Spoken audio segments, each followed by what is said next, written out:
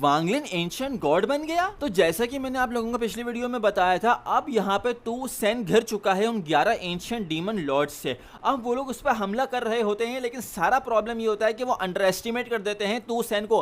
भाई तू सेन के पास एंशिएंट गॉड की पावर्स होती हैं, स्पीयर होता है और वो इन सबको वन शॉट किल कर देता है।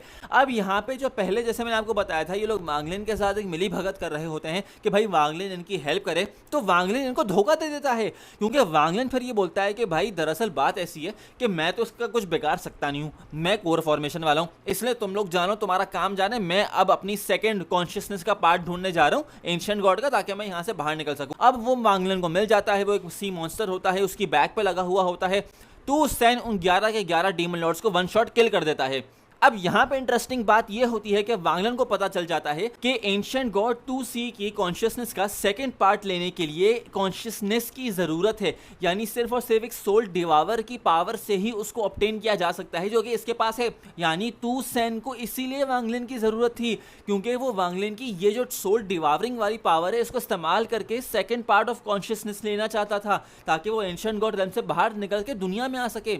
अब वांगलिन को जब ये बात पता चल गई, तो भाई वो कसम खा लेता है कि मैं तू सेन के हाथ नहीं लगने दूंगा। बड़ी जद्दोजहद होती है, फाइट होती है, एंड अल्टीमेटली वांगलिन फिर अपने एवेटार्स को सैक्रिफाइस करना स्टार्ट कर देता है। यानी जो उसकी सोल डिवावरिंग वाले एवेटार्स होते हैं उनको सैक्रिफाइस करता है, और भाई साहब इसको मिल जाता है एंशिएंट गॉड का सेकंड कॉन्शियसनेस का पार्ट, यानी मेमोरी इनहेरिटेंस अब वांगलिन के पास कंप्लीट हो चुकी है। एंशिएंट गॉड 2C की पूरी मेमोरी इनहेरिटेंस वांगलिन के पास आ चुकी है। अब जैसे ही ये होता है, तो वांगलिन एक दूसरे डायमेंशन में पहुंच जाता है, जहां पे उसको बहुत ही जबरदस्त चीजें नजर आती हैं कि किस तरीके से बहुत सारे वैल्यूएबल चीजें बनाई जाती हैं, वेपन्स बनाए जाते हैं। उसको रियलाइज होता है कि ये तभी तो इसके पीछे लोग पड़े हुए हैं कि इसमें इतनी वैल्यू छुपी हुई है।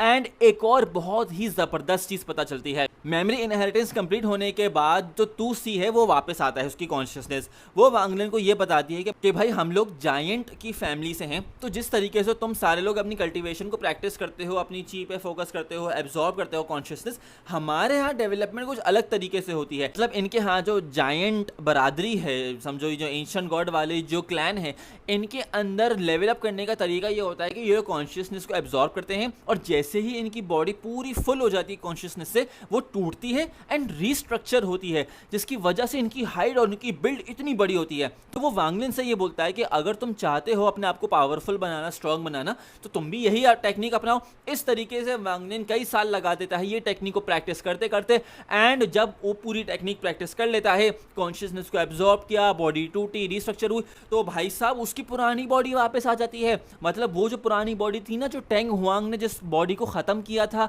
वो बॉडी अब वांगलिन के पास वापस आ गई। एंड भाई साहब ये बन चुका है एंशिएंट गॉड। इसके पास इतनी जबरदस्त पावर आती है, टेलीपोर्टेशन टाइप स्पीड आ जाती है, बहुत ही जबरदस्त किस्म का।